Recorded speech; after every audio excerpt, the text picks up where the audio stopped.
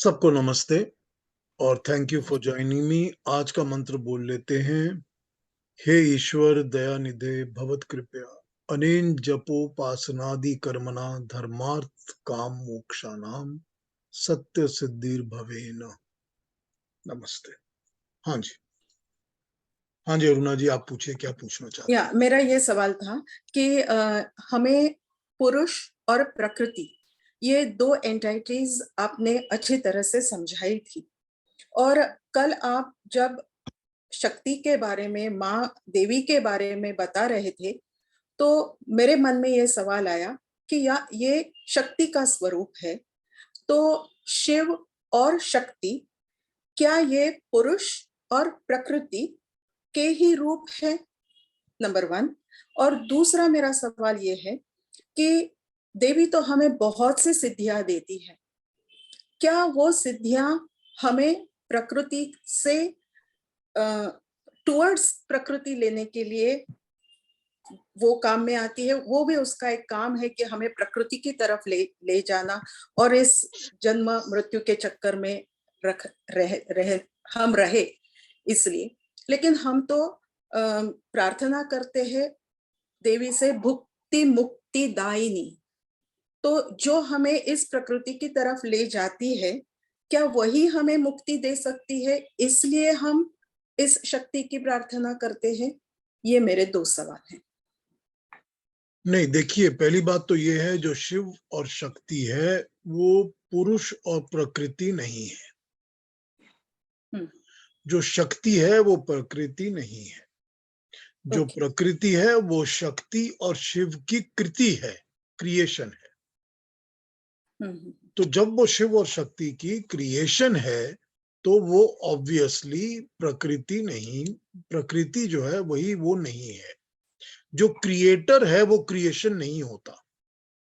ठीक है ना?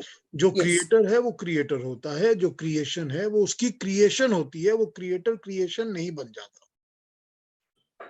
सो पहली बात तो ये है।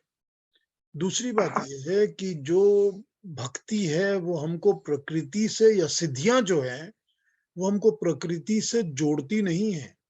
सिद्धियां हमको प्रकृति से मुक्ति दिलाती है। हर एक सिद्धि प्रकृति से मुक्ति दिलाती है। अब कोई भी सिद्धि आप ले लीजिए, ठीक है, महिमा ले लीजिए, गरिमा ले लीजिए, कोई भी सिद्धि ले लीजिए, वो प्रकृति के रूल के अगेंस्ट ही चलती है ना। कि अगर मैंने, मेरा प्रकृति से मेरा शरीर जो है, मेरा जन्म जो है वो इस साइज का ऐसा हुआ है कि मैं 6 फुट का इंसान हूं। अब मैं अपने आप को बड़ा करने के, शो करने के लिए मैं अपने आप को 28 फुट का, 40 फुट का बना लेता हूं। ये प्रकृति के नियम के विपरीत है ना जी। अब नियम के विपरीत क्यों है? क्योंकि मुझे सिद्धि मिली है तो मैं कर सकता हूं। तो जो सिद्धियां होती हैं वो प्रकृति के नियम के विपरीत शक्ति प्रदान की गई होती है। तो ये प्रकृति से छूटने के लिए मिलता है। योग दर्शन कहता है कि सिद्धियों की प्राप्ति होती ही इसीलिए है ताकि आप जन्म मरण के, प्रकृति के चक्कर से छूट सकें।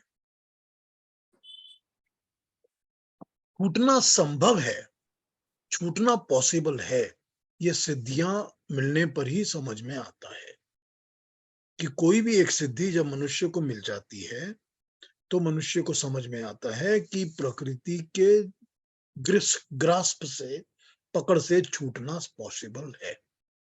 ठीक, मुमकिन है। तो ये मुमकिन तब है जबकि मेरे को पता चल गया कि मैं इसमें से बाहर निकल सकता हूं। अब अगर मैं इसमें से बाहर निकल सकता हूं तो लाभ और नुकसान, उसका फायदा क्या है, वो तो मुझे योग दर्शन पढ़ने से समझ में आ ही गया है। सिद्धि मिलने के पहले ही आ गया है। तो जब सिद्धि मिलनी शुरू हो जाती है तो पता चलता है, वाह कितना इजी है। मैं तो ये भी कर सकता हूँ जो कि प्रकृति हमको नहीं करने देती है। मैं ये भी कर सकता हूँ, वो भी कर सकता हूँ। तो जिस मनुष्य को ये पॉसिबिलिटीज समझ में आने लगती हैं, वो मनुष्य क्या कहा जाए, अल्टीमेट सैल्वेशन या मोक्ष की तरफ बिल्कुल प्रगति कर लेता है। तो प्रकृति की जकड़ तो उसके ऊपर छूटती जाती है, कम होती जाती है, घटती जाती है। ठीक है ना? जी।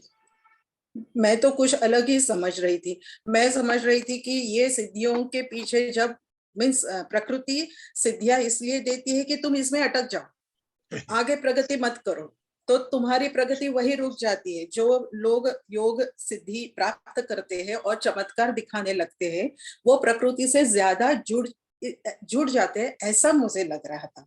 तो आपने मेरा आपने डाउट नहीं, आपने एक पॉइंट बिल्कुल ठीक कहा यहाँ पर। देखिए, जिन लोगों को सिद्धियां मिलती हैं और वो सिद्धियां उनको प्राप्त होनी शुरू होती हैं, वो सिद्धियों का प्रदर्शन, एग्जीबिशन नहीं करते, वो सिद्धियां शो ऑफ नहीं करते। अगर वो इंसान शो ऑफ करेगा और कमर्शलाइजेशन करेगा या और भी कुछ इस तरह का काम करेगा, तो वो सिद्धियां मिलनी बंद हो जाएंगी। और फिर जो सिद्धि उसको मिली है और जो सिद्धि से वो शो ऑफ कर रहा है, वो उसको प्रकृति से अलग करने की जगह ज्यादा जोड़ देगी। वो ही मैं बिल्कुल ठीक। सोच रही हाँ, बिल्कुल ठीक, बिल्कुल ठीक। लेकिन सिद्धियों का पर्पस वो नहीं होता। पर्पस होता है कि हम इनसे मुक्ति पा सकें, प्रकृति से जुड़ते तब हैं जब हम उन सिद्धियों को यूज करते हैं अपने पर्सनल बेनिफिट्स के लिए। कोई भी पर्सनल करेक्ट। बेनिफिट, चाहे अपना शो ऑफ हो, चाहे अपना अभिमान हो, चाहे अपना पैसा कमाना हो या अपने चेले चपाटे जुगाड़ करने हो।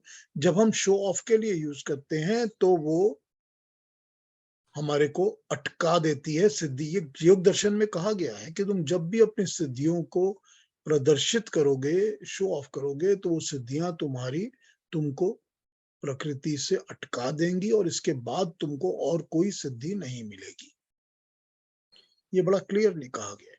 तो सिद्धियों का पर्पस ये होता है कि वो हमको मुक्ति की तरफ लेके जाएं, एक एक एक एक करके। क्योंकि हमको ये समझ आने लग जाता है कि हम प्रकृति से छूट सकते हैं। भगवान कृष्ण तो यही कहते हैं ना अपने अवतारवाद के अंदर कि क्योंकि मैं योगी हूं और मैंने योग पूरी तरह से संपन्न किया हुआ है, तो मुझे ये पता है कि मैं प्रकृति को अपने कंट्रोल में कैसे कर सकता हूं। मैं प्रकृति के कंट्रोल में नहीं होता, प्रकृति मुझको कंट्रोल नहीं करती। हम सबको प्रकृति कंट्रोल करती है। यस। हम सब सुबह उठते हैं, हमको सूरज देखना पड़ता है, हमको भूख लगती है, खाना खाना पड़ता है, हमको सारा वो काम करना पड़ता है जो हमको प्रकृति कराती है। हम उसी के हिसाब से चलते हैं। भगवान कृष्ण कहते हैं कि मैं प्रकृति के हिसाब से नहीं चलता, मैं प्रकृति को अपने हिसाब से चलाने की शक्ति रखता हूं। तो ये चीज समझनी होगी कि ये सिद्धियों से ही प्राप्त होता है और इसी ने भगवान कृष्ण को भगवान कृष्ण बनाया। वो यही अपने मुंह से कहते हैं इस बात को। ठीक है? यस। आपके क्वेश्चन का आंसर मिला आपको? यस यस, बहुत ही अच्छी तरह से समझ में आया। ठीक है। एक बात कहना चाहूंगी कि मैं हमेशा ये अनुभव करती हूँ कि मैं जो भी कहना चाहती हूँ, भले मैं प्रॉपर वर्ड्स नहीं यूज कर सकती, लेकिन आप हमेशा मुझे क्या कहना है वो बराबर आपके समझ में आता है। That's what I have realised. Aruna thank you very Aruna ji, मैं ये समझता हूँ कि आप अपनी बात अच्छी तरह समझा देती हैं। मच। थैंक यू, धन्यवाद। हाँ जी। अब कोई और बात किसी को करनी है? नहीं तो मैं स्टार्ट करता हूँ 45 और 46 के ऊपर दोबारा बात करनी, सेकंड चैप्टर के। या किसी ने कुछ कहना हो, कुछ और पूछना हो, जो कल की बातें हुई हो उसके ऊपर कुछ कहना हो तो प्लीज बोल लीजिए।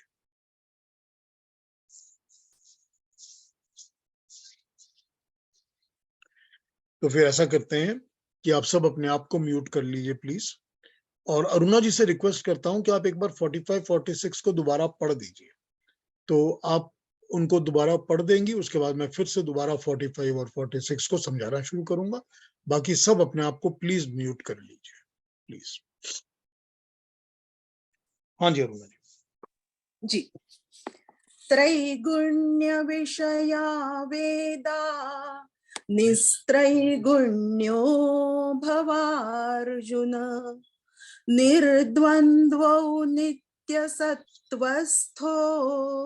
निर्योगक्षेम आत्मवान् यावानर्थ उदपाने सर्वतः संप्लुतोदके तावान् सर्वेषु वेदेषु ब्राह्मणस्य विजानतः। आइए इनको समझते हैं, एक बार फिर समझते हैं। जो पहला मंत्र है उसमें भगवान कृष्ण उसको कह रहे हैं कि अर्जुन, ये जो ज्ञानी विज्ञानी लोग हैं इनका विषय त्रिगुणात्मक प्रकृति का है। तू इन तीनों गुणों की प्रकृति से ऊपर उठ, इससे बाहर हो जा, इन डुअलिटी से, द्वंद्वों से रहित हो जा और सत्वस्थ होकर, योग क्षेम से विमुक्त होकर आत्मवान बन। ये 45 में कह रहे हैं। पहले 45 को पकड़ लेते हैं, फिर उसके बाद 46 की बात करेंगे। 45 में कहा जा रहा है, इसको मैं एक बार पढ़ देता हूं फिर से, तो थोड़ा क्लैरिटी हो जाएगी। प्रकृति की साम्यावस्था भंग होती है तो जगत की रचना होती है। साम्यावस्था भंग होने का अर्थ है कि गुण जो पहले परस्पर शांत थे, साम्यावस्था के भंग होने पर वे तीनों गुण बाहर निकलकर अपना प्रभाव चारों ओर फैलाने लगते हैं। इसी कारण जगत के सब पदार्थ त्रिगुणात्मक कहलाते हैं। त्रिगुण विषय वेदा, इसका अर्थ है कि जानने वाले यानी कि वैज्ञानिक या स्पेशलिस्ट। त्रिगुण विषय का अभिप्राय है कि प्रकृति के परमाणुओं के भीतर जो तीनों गुणों वाली शक्ति है वो प्रकट होकर चराचर जगत के सब पदार्थों को त्रिगुणात्मक बना देती है। उन पदार्थों के इन गुणों के कारण उनको त्रिगुणात्मक कहा गया है। जो लोग इन पदार्थों के स्वादों के मोह में फंस जाते हैं या इनमें ही इन्वॉल्व रहते हैं, उनको त्रैगुण विषया वेदा कहा गया है। तीन गुणों के मोह में फंसे या इनको जानने वाले लोग। श्री कृष्ण यहाँ पर अर्जुन को कहते हैं कि इन गुणों से पृथक हो जाओ, द्वंद्वों से रहित हो जाओ और योग क्षेम से मुक्त होकर आत्मवान बनकर, अर्थात अपनी आत्मा में विश्वास रखो। तो ये तो मैंने आपको पढ़ के सुनाए। आइए इसको अब समझते हैं और समझाते हैं।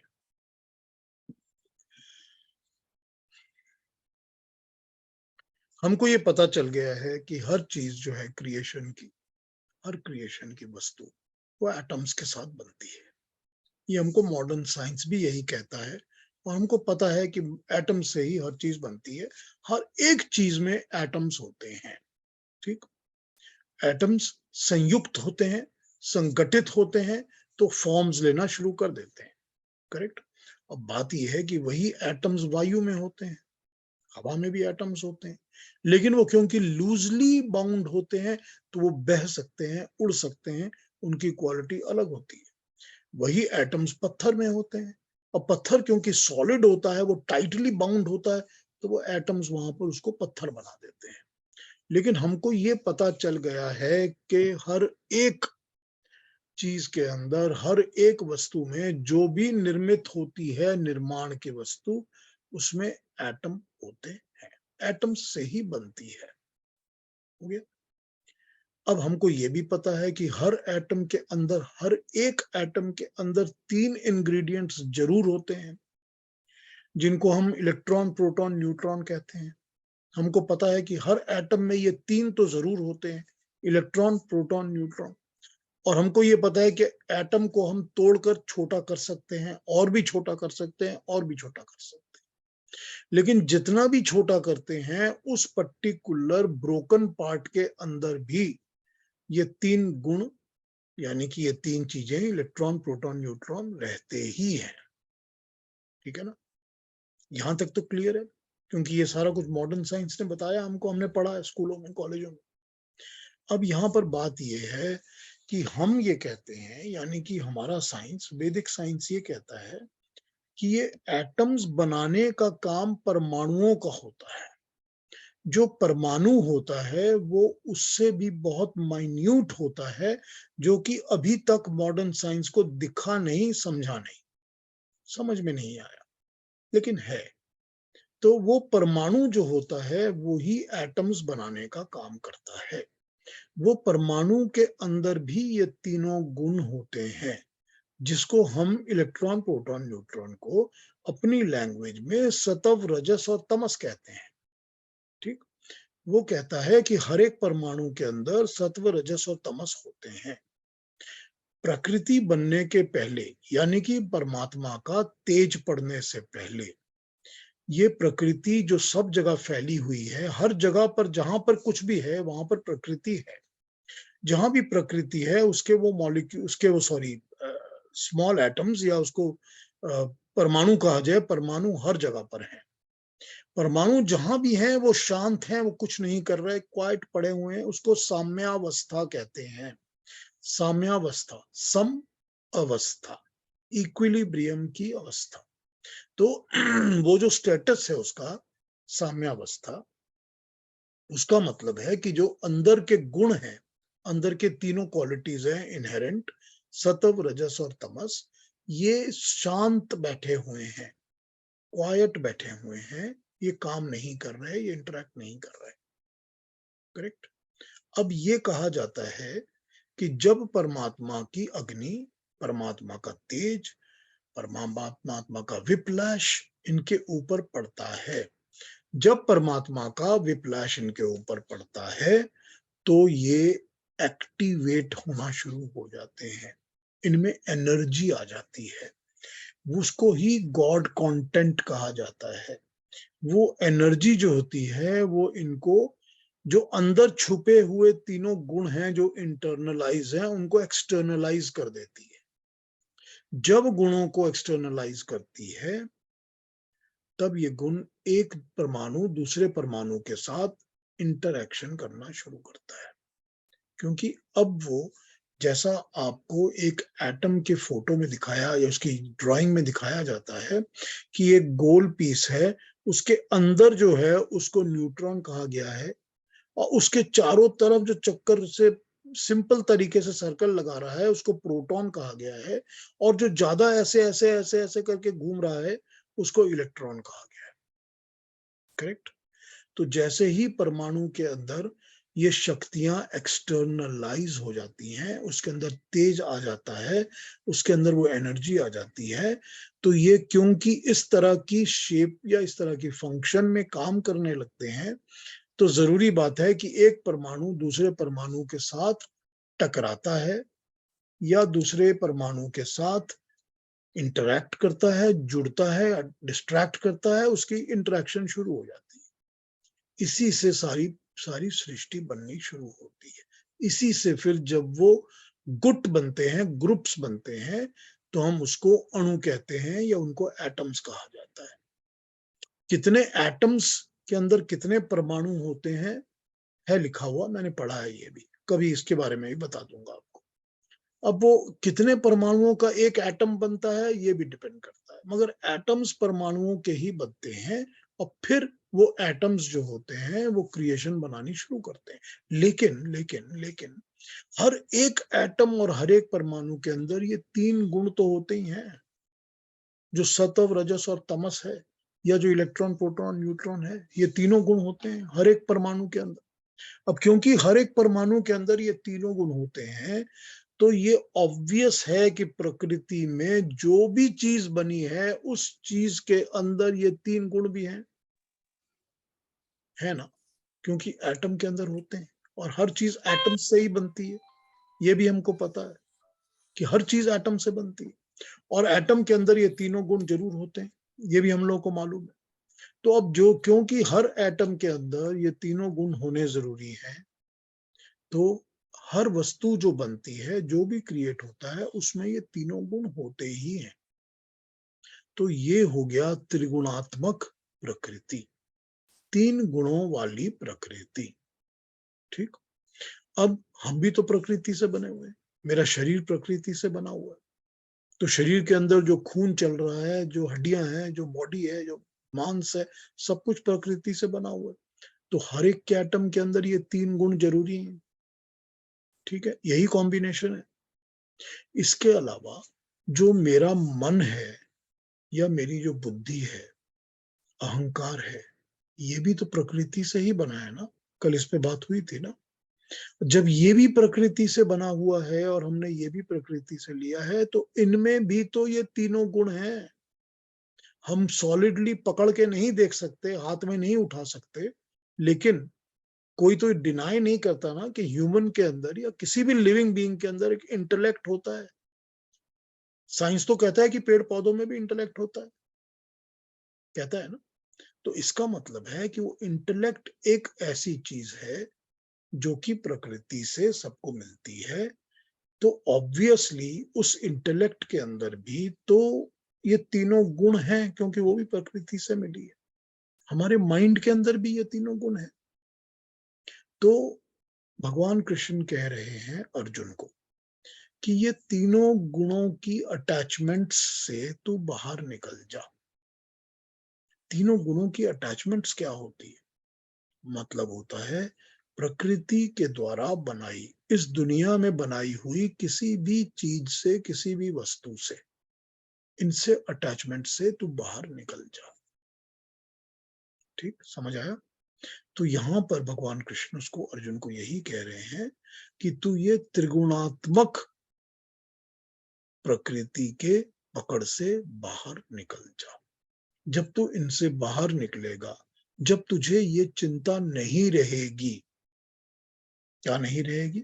कि दुनियादारी क्या है, मुझे राजपाट करना है, मुझे द्रौपदी के चीरहरण का बदला लेना है, मैं रथ पे बैठा हूं, मैं एक बार धनुर्धर इंसान हूं, मेरे पास बहुत सारी शक्तियां हैं, मैं लड़ूंगा कि नहीं लड़ूंगा, ये सामने मेरे भाई बैठे हुए हैं। ये सारा कुछ अटैचमेंट्स है त्रिगुणात्मक शक्तियों के साथ, त्रिगुणात्मक प्रकृति के साथ।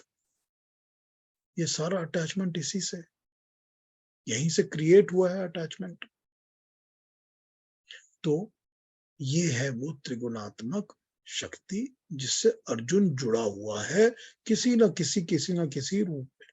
चाहे वो ये मोह हो कि मैं अपने भाई बंधुओं के ऊपर तीर नहीं चला सकता, या मैं अपने गुरुजन के ऊपर तीर नहीं चला सकता, या इस भूमि पे जब युद्ध होगा तो कितना रक्तपात होगा, कितने लोग मारे जाएंगे, या ये होगा कि मुझे राज चाहिए या मुझे राज नहीं चाहिए।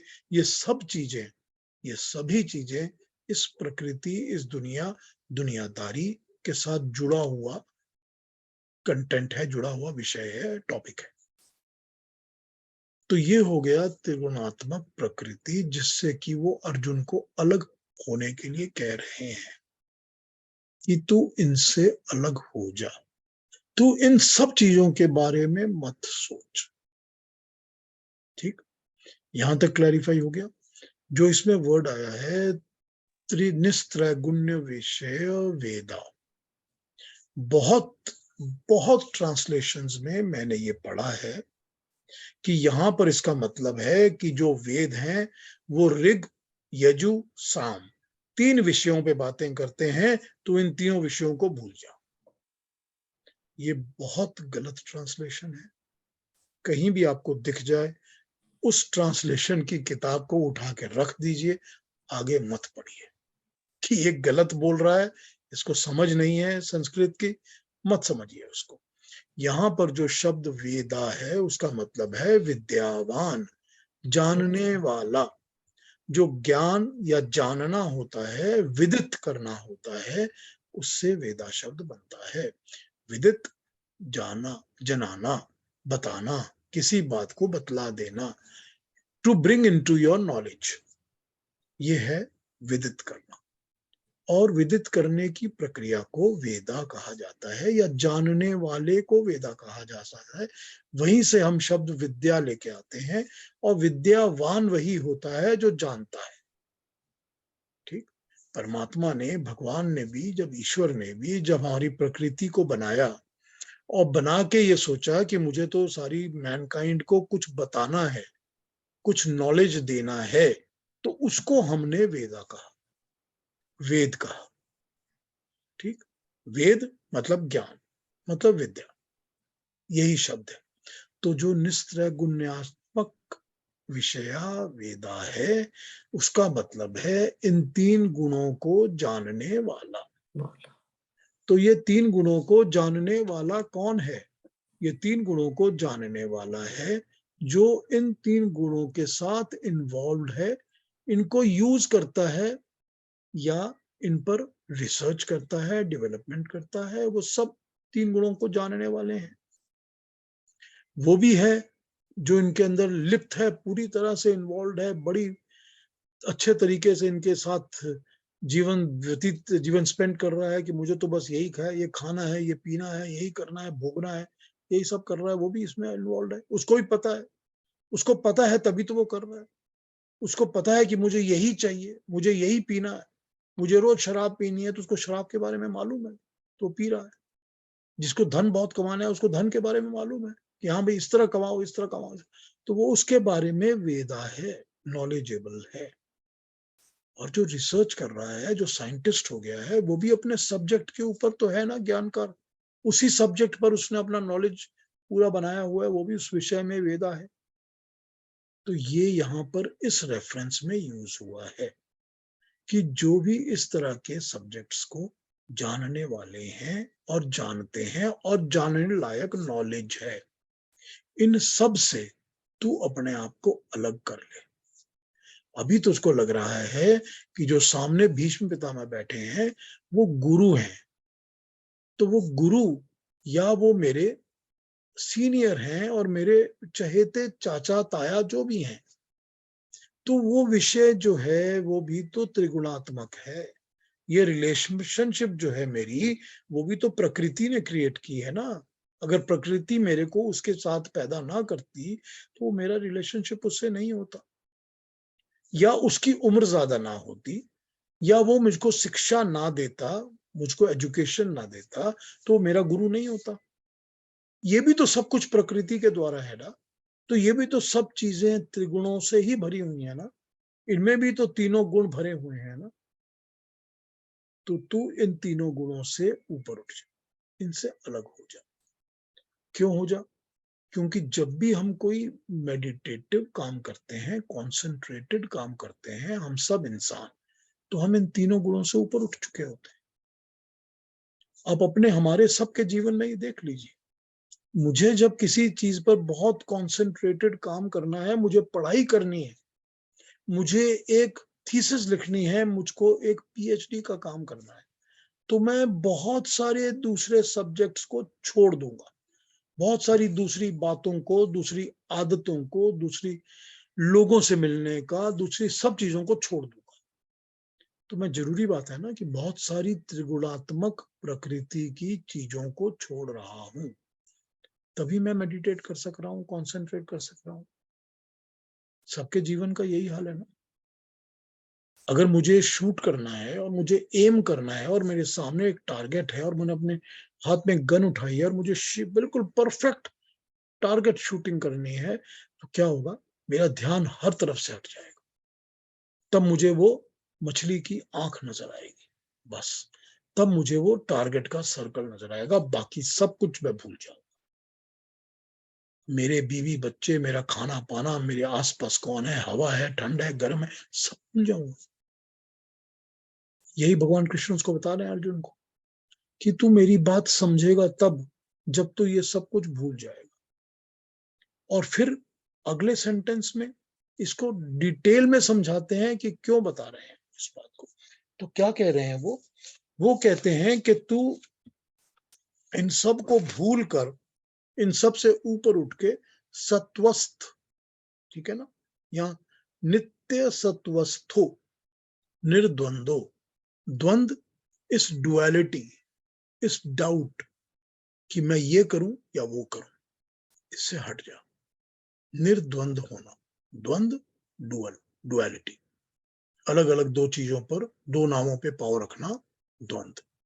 तो तू इस द्वंद से हट जा, निकल जा। ये मत सोच कि मैं ये करूं या वो करूं, कि मैं जो कह रहा हूं, भगवान कृष्ण जो कह रहे हैं उसको मानूं या दुनियादारी मानूं, या प्रकृति की बनाई, दुनिया की बनाई चीजों को मानूं। भूल जा इस चीज को, निर्द्वंद हो जा तू, नित्य, परमानेंटली, ठीक है, सत्वस्थ हो, सत्वस्थ हो जा, सत्य की अवस्था, ठीक, सत्य की अवस्था। सत्य क्या है? जो बिल्कुल अल्टीमेट ट्रुथ है। अल्टीमेट ट्रुथ प्रकृति नहीं है, अल्टीमेट ट्रुथ परमात्मा है। वो नित्य है, वो सदा रहने वाला है। अल्टीमेट ट्रुथ तेरी अपनी आत्मा है, क्योंकि वो भी नित्य है, वो मरती नहीं है। अल्टीमेट ट्रुथ वो मूल प्रकृति तो है, लेकिन ये प्रकृति नहीं है जो तेरे आसपास है, क्योंकि ये तो मिट जाएगी, बर्बाद हो जाएगी। आज बनी है, कल नहीं रहेगी, सब कुछ हट जाएगा।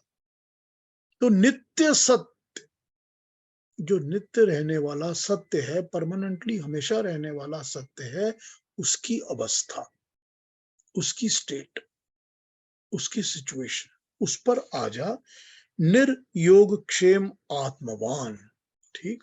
निर्योग क्षेम, योग जोड़ना, क्षेम जोड़े हुए को प्रोटेक्ट करना। ठीक। पैसा कमाना, उसको और कमाना, उसको और कमाना, उसको और कमाना, योग, पैसों का योग। और उन कमाई को प्रोटेक्शन के साथ रखना, इन्वेस्टमेंट के साथ रखना, यहां रखना, वहां रखना, प्रोटेक्ट करना, क्षेम, योग क्षेम। ठीक। तो जो भी दुनिया की चीजें हैं, जो भी ऐसे लोग हैं जो कि इन त्रिगुण की प्रकृति के कामों में जुड़े रहते हैं, अटैच रहते हैं, ऑब्वियसली ऑब्वियसली वो योग क्षेम में भी रह के लगे रहते हैं। उनको और भी जोड़ना है, और भी जोड़ के उसको प्रोटेक्ट भी करना है कि भाई मैं साइंटिस्ट हूं, मैंने बहुत बड़ी इन्वेंशंस की हैं, तो मैंने किताब लिखी है, फिर मेरे को एक और किताब लिखनी है, फिर एक और किताब लिखनी है, फिर उन किताबों के कॉपीराइट्स वगैरह भी करने हैं और उनको मार्केटिंग भी करनी है। मैं लगा रहता हूं ना अपने काम में।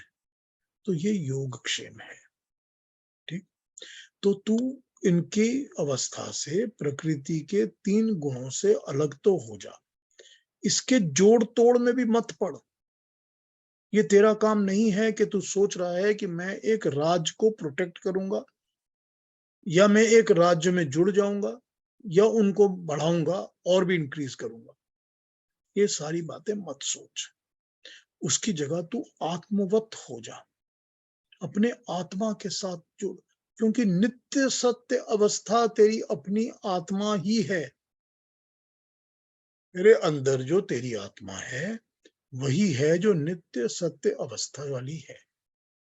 तो अभी भगवान कृष्ण उसको ये कह रहे हैं कि जब तू दुनिया को छोड़ेगा, दुनिया की वस्तुओं को छोड़ेगा, तो तू अपने साथ अटैच हो जा, अपने अंदर जुड़ जा। अभी तो बड़ी सिंपल तरीके से समझा दी ये बात कि बाहर से अपने ध्यान को खींच के अपने ध्यान को अपने अंदर लगा ले। ठीक। बेसिकली तो यही बात समझाई है भगवान कृष्ण ने उसको, कि तू दुनिया के हर चीज से अपना ध्यान खींच के अपने अंदर, अपने आत्मा में ध्यान लगा ले। अब हर वो इंसान, फिर वही बात, हर वो इंसान जो कि कुछ भी करना चाहता है, जो कि एक डॉक्टरेट के सब्जेक्ट के ऊपर थीसिस लिख रहा है, वो बाहर से ध्यान को हटाकर अपने तो अंदर ध्यान लगाता ही है ना। तभी तो उसके अंदर मेडिटेशन और कंसंट्रेशन बढ़ती है और वो कोई काम कर सकता है। वो आत्मवत तो होता ही है, चाहे उसके हाथ में एक दूसरा विषय है, टॉपिक है, उसके ऊपर वो काम कर रहा है। अब वो टॉपिक भी हट जाए, कुछ भी ना रहे, आत्मवत तो फिर भी हो सकता है ना। अपनी आत्मा की तरफ तो उसका कंसंट्रेशन, मेडिटेशन फिर भी हो सकता है ना। यही इसमें समझा रहे हैं भगवान कृष्ण कि ये 3 गुणों की प्रकृति को छोड़ दे, भूल जा, तू आत्मावस्था में आ जा, तू अपने अंदर आ जा, क्योंकि यही नित्य सत्व अवस्था है, यही परमानेंट ट्रुथ की सिचुएशन, स्टेटस है। ठीक है। यही बता रहे हैं इसमें भगवान कृष्ण। अब इसमें ये भी समझ लीजिए कि जो मेंटल फैकल्टीज हैं, चाहे हमारा माइंड है, चाहे हमारा इंटेलेक्ट है, चाहे हमारा अहंकार है, हर एक चीज भी तो ये त्रिगुणों वाली है। हर एक चीज भी तो प्रकृति से बनी है, उसमें भी तो 3 गुण हैं। तो हम उन 3 गुणों को जब तक नहीं छोड़ेंगे, हम मेडिटेट तो कर ही नहीं सकते। ईश्वर का नाम तो लेने का फायदा ही नहीं है जब तक कि हम इन सब चीजों से अलग नहीं हो जाते हैं। अगर हम परमात्मा की भक्ति में बैठे हैं, ऊपर वाले का नाम ले रहे हैं और हमारा इंटेलेक्ट जो है वो ये प्लान कर रहा है कि मैं घर से निकल के इस सड़क को पकड़ूंगा, उसको पकड़ूंगा, ये हाईवे लूंगा, वहां ड्राइव करूंगा, तो उसका भक्ति का फायदा क्या है? क्या फायदा है? या हमारा माइंड ये सोच रहा है कि पोटैटो के साथ चिली की करी भी मिल जाए और उसके साथ पूरियां भी हों, तो ये तो परमात्मा का नाम लेने वाली बात नहीं है ना। ये अहंकार ये सोच रहा है कि मैंने आज तो सबको नीचा दिखा के एकदम टॉप पे उठ जाना है, आज तो मैं ऐसी बात करूंगा, ऐसे कपड़े पहनूंगा कि सब मेरे को कहेंगे मोस्ट हैंडसम। तो ये अहंकार चल रहा है ना। तो कहाँ आएगा परमात्मा का नाम? कहाँ आएगा? वहां भी तो ये तीनों गुण है ना, प्रकृति की बनी चीजें हैं, तीनों गुण हैं। तो जब तक उसको नहीं छोड़ेंगे, तब तक नित्य सत्य अवस्था प्राप्त नहीं होगी। जब तक नित्य सत्य अवस्था प्राप्त नहीं होगी, हम आत्मवान नहीं बनेंगे, क्योंकि हम योगक्षेम में जुड़े रहेंगे। हम हमेशा ही जोड़ने में, तोड़ने में, प्रोटेक्ट करने में, इंक्रीज करने में लगे रहेंगे। जब लगे रहेंगे, तब नित्य सत्य अवस्था नहीं मिलेगी। तो ये नित्य सत्य अवस्था को समझो। परमानेंट ट्रुथ, अल्टीमेट ट्रुथ कहते हैं ना, वही है ना एक परमात्मा। तो यहाँ भगवान कृष्ण कह रहे हैं जो नित्य सत्य अवस्था है वो तेरी अपनी आत्मा है। तू अपनी आत्मा के साथ जुड़, उसके साथ आत्मवान हो जा और इस दुनिया के झंझट को भूल जा। अब इसको करने से क्या होगा? 46 में बताया है। इसको करने से ये होगा कि ये जो तू इन छोटी बातों की फिक्र कर रहा है, ये सब छोटी बातें डिसॉल्व हो जाएंगी, क्योंकि तेरे सामने इतना बड़ा यूनिवर्सल ट्रुथ खुल जाएगा। परमात्मा की सारी सच्चाई तेरे सामने खुल जाएगी। आत्मा की जो ताकत है तेरी, वो तेरे सामने खुल के आ जाएगी। ये छोटी छोटी चीजें तेरे को मैटर नहीं करेंगी। जैसे कि बहुत ज्यादा सरोवर पानी आ जाने पर, पूरी बाढ़ आ जाने पर एक कुआं मैटर नहीं करता। उस वक्त कुआं दिखता भी नहीं है, उसका कोई फायदा भी नहीं, कोई इंपॉर्टेंस भी नहीं रहती, हालांकि वो कुआं सारी जिंदगी तेरे को पानी देता रहा हो। लेकिन अब क्योंकि वो सरोवर में डूब गया है, वो पानी आ गया है उसके ऊपर, तो वो मैटर नहीं करता। यूं लगेगा जैसे एक बहुत बड़े समुद्र में एक टेनिस बॉल पड़ा है। ठीक। तो उस वक्त क्योंकि तू समुद्र सारा तेरे सामने पड़ा है, तेरा ध्यान उस टेनिस बॉल पर नहीं जाना चाहिए। तो उसमें से बाहर निकल जा। वो बहुत छोटी चीज है। छोटी बातों को डोंट थिंक स्मॉल। ठीक। उनको भूल जाओ। उनको भूल के तू परमात्मा या आत्मा के साथ जुड़, जो कि बहुत विशाल है, बहुत विराट है, बहुत बड़ा है। तो इन छोटी बातों में क्यों लगा है? ये जो प्रकृति का जुड़ाव है, ये जो नेचर के साथ अटैचमेंट है, ये छोटा पना ही देती है।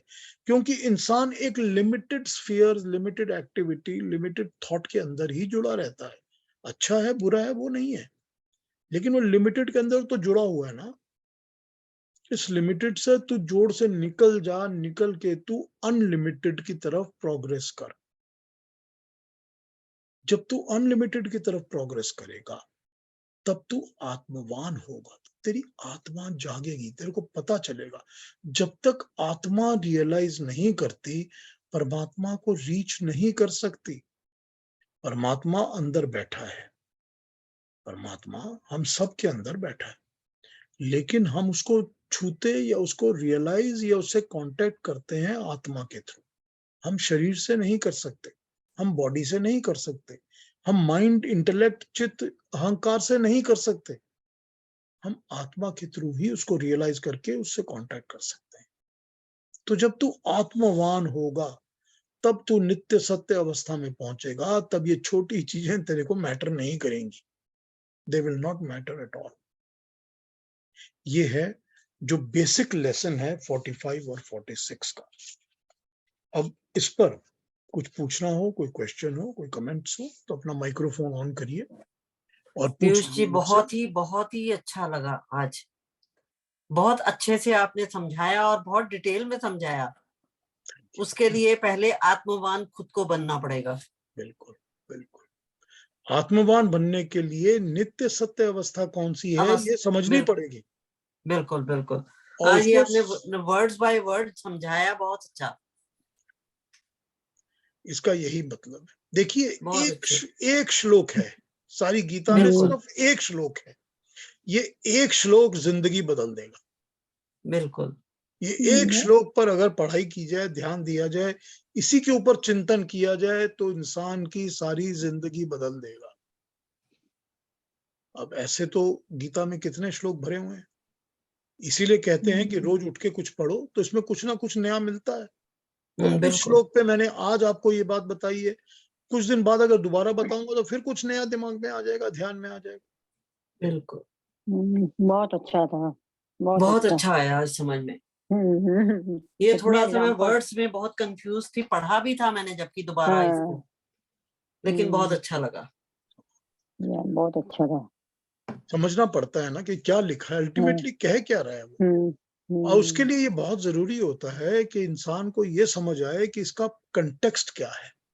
कि जब तक उसका कंटेक्स्ट नहीं समझ में आता, उसका रेफरेंस समझ में नहीं आता कि किस रेफरेंस में बात कही जा रही है, बैठता नहीं है, कोई बात नहीं बैठती है, दिमाग में नहीं बैठता तब तक। हाँ, वो बात को फ्लो में बैठाना पड़ता है कि ये इस कंटेक्स्ट में कहा जा रहा है। तो ऑब्वियसली भगवान कृष्ण यहाँ पर यही बात कह रहे हैं, और कितनी सुंदर बात कह रहे हैं, और कितनी रियल बात कह रहे हैं, साइंटिफिक बात कह रहे हैं।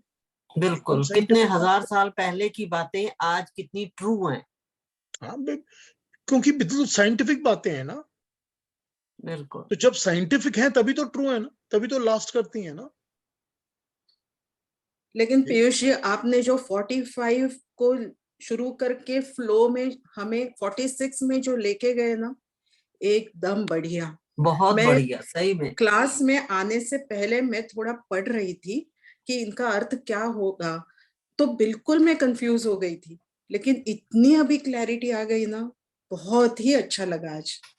अच्छा है, बहुत अच्छा है, थैंक यू वेरी मच। मैं भी इसके लिए बहुत कंफ्यूज थी, तभी मैंने पीयूष जी से कहा था एक बार और समझा दें, लेकिन आज बिल्कुल क्लियरिटी हो गई है। ठीक है, अच्छी बात है अगर क्लैरिटी हो गई है, यही समझाने का बिल्कुल प्रयास था, बिल्कुल, यही कोशिश थी। पीयूष जी, हाँ जी, मैं देरी से आई, पढ़ा गई। हाँ ये सब सुनते सुनते तो वैराग्य होने लगता है। तो ठीक है, उसमें प्रॉब्लम क्या है, वैराग्य तो होना चाहिए ना। हाँ, वैराग्य तो होता ही तब है जब उस पर अभ्यास होता है। जब तक अभ्यास नहीं होता वैराग्य नहीं होता। एक दिन का वैराग्य तो वैराग्य नहीं होता ना। नहीं, वैराग्य तो तब होता है जब वैराग्य पर अभ्यास होता है, उसमें प्रैक्टिस होती है, रेगुलरिटी होती है। हाँ जब जी, रेगुलरली होगी तो वैराग्य होना शुरू हो जाएगा, तब छूटने लग जाएंगी चीजें। और वैराग्य में सुख ही सुख है, मोह माया से दूर, सिर्फ सुख है। जितनी एकदम चीजें फ्रीडम है। जितनी चीजें छूटेंगी उतना सुख है। फ्रीडम हो जाता है, एकदम बिल्कुल फ्रीडम। वही वैराग्य है। तो वैराग्य होना तो अच्छा है, उसमें कोई बुराई नहीं है। वैराग्य तो कहता नहीं अपना कर्म मत करो, वैराग्य कहता नहीं अपनी ड्यूटी मत करो। ड्यूटी करो, फालतू की चीजों से अटैचमेंट छोड़ दो, जो इधर उधर भटकी हुई चीजें हैं वो सब छोड़ दो, यही है, वही वैराग्य है। फिर वैराग्य की डेफिनेशन एज के साथ साथ चेंज होती जाती है। फिर वही बात है ना कि जब त्रिगुणात्मक प्रकृति के साथ उस पर ध्यान नहीं देंगे तो वैराग्य आएगा। वही वैराग्य है जो आना चाहिए, ठीक है ना। हाँ जी, और कोई बात, कोई और क्वेश्चन, कोई कमेंट? पीयूष जी, मुझे एक चीज समझ नहीं है। There are two aspects I am trying to interconnect. एक तो ये है कि अग्नि, वायु, जल, पृथ्वी, आकाश से हर एक चीज बनी है, तो शरीर भी बना है। और इन 5 तत्वों में, इन 5 एलिमेंट्स में त्रिगुण भी हैं, ठीक है ना। तो ये एक तरफ की बात हुई है। दूसरी तरफ की बात ये होती है कि आपने कहा कि परमाणु से अणु बनते हैं और अणु से फिर शरीर में आते हैं। तो आर देयर 2 डिफरेंट सोर्सेज कि त्रिगुण शरीर में आते हैं, एक तो 5 एलिमेंट से और एक अणु से। नहीं केतु जी, ये 5 एलिमेंट्स भी तो ये एटम से ही बनते हैं ना। जो 5 एलिमेंट्स होते हैं वो भी एटम से ही बनते हैं। जो आकाश होता है, किसी एक स्पेसिफिक एरिया को पकड़ लीजिए, 1 इंच बाय 1 इंच, ठीक है। उस स्पेसिफिक एरिया को अगर आप पकड़ लेंगे तो आपको पता चलेगा कि इसमें जो आकाश है उस आकाश में 64 एटम्स हैं। 64 एटम्स आकाश को बनाते हैं। उसी 1 स्क्वायर इंच के अंदर जो वायु है वो 64 टाइम्स 3 जितने एटम होते हैं उससे वायु बनती है। वायु के इतने एटम्स होते हैं। फिर आप देखेंगे कि अगर उसमें हमने अग्नि देखनी हो तो जो वायु के एटम्स थे उसको टाइम्स 3 करेंगे तो अग्नि के एटम्स मिल जाएंगे आपको। कि उतने एटम्स होंगे इकट्ठे तभी अग्नि होगी। फिर उसको टाइम्स 3 करेंगे तो जल के एटम्स मिल जाएंगे। उतने ज्यादा होंगे तब पानी बनेगा। और फिर उसको टाइम्स 3 करेंगे तो आपको अर्थ के मिल जाएंगे, सॉलिड चीजों के एटम्स मिल जाएंगे। कि इतने एटम्स होते हैं तो सॉलिड। ये सब मिल करके कि एक के 3 टाइम्स मिलकर होते हैं ना सब चीज। सबके ना डायनामिज्म हो जाता है, ऐड होता जाता है ना। हाँ, मल्टीप्लिकेशन एंड एडिशन। ओके। तभी पता चल जाता है कि इतने एटम्स के साथ ये ठोस चीज बनी है। तो ऑब्वियसली इन चीजों के अंदर भी तो वही एटम्स हैं जिनके अंदर वो तीनों गुण मौजूद हैं। तो ये भी तो उसी एटम्स के बने हुए हैं ना। वायु, जल, पृथ्वी और आकाश और अग्नि। तो जब ये उसी एटम्स के बने हैं तो ऑब्वियस बात है कि जब शरीर बनता है तो ये उसमें कंस्ट्रक्शन में काम करते हैं। ये सारी पृथ्वी इसी चीजों से बनती है। तो ये भी तो उस एटम्स के बने हुए हैं ना। एटम से ये बनते हैं फिर ये बाकी बनाते हैं। इसको इस तरह समझ लीजिए कि जो एटम्स हैं वो इनको बनाते हैं, इन 5 एलिमेंट्स को बनाते हैं, फिर ये 5 एलिमेंट आगे बनाते हैं। ठीक है ना। मल्टीप्लाई होते जाते हैं फिर। हाँ, यही बनाते हैं ना प्रकृति को। तो एटम्स तो सब में अंदर एक ही है, सब में वही गुण है, सब में वही atoms. The earth has the largest atoms. Correct. Earth has most maximum, तभी तो वो सॉलिडिटी ज्यादा होती है ना उसमें। हाँ, ठीक है, धन्यवाद। हाँ जी। कोई और क्वेश्चन, कोई और कमेंट्स?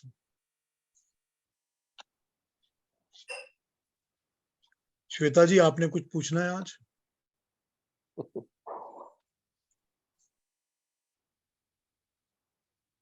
हैं ये चली गई है? नहीं, मैं बिल्कुल हूँ यहाँ पे। नहीं, मुझे तो अच्छा लगा, पर मैं ये झूठ नहीं बोलूंगी कि मुझे सब कुछ बहुत अच्छे से समझ में आ गया। मैं दोबारा एक बार और देखूंगी ये, और फिर मैं आपको क्वेश्चंस पूछूंगी। कोई मेजर कंफ्यूजन है तो पूछ लीजिए, मैं बता दूंगा। नहीं, मुझे एक बार और सुनना है, कल वाला भी और आज वाला भी। कुछ लिंक लग रहा है मुझे, कहीं I am missing something, so I listen to these 2 videos again and then I will come back for sure. ठीक है। तो थैंक यू श्वेता जी, पर पूछेगा जरूर। जी ठीक है। हाँ, कोई और बात, किसी ने और कुछ कहना है? तो ऐसा करेंगे कि अगले सैटरडे को हम 47 शुरू करेंगे। 47 गीता का सबसे मशहूर फेमस श्लोक है, कर्मण्येवाधिकारस्ते मा फलेषु कदाचन। तो इसको तो समझाने की, मतलब बताने की जरूरत क्या है, सबको सब पता है इसके बारे में।